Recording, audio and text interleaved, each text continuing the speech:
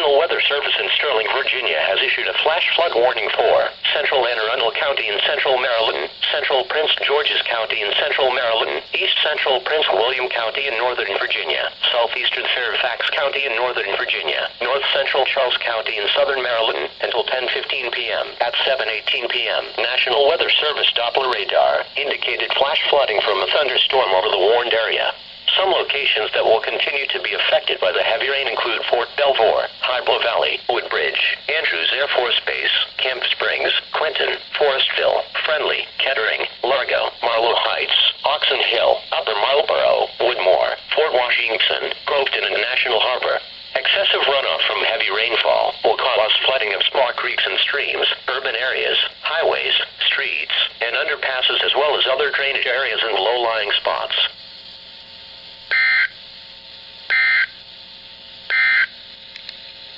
Now for the official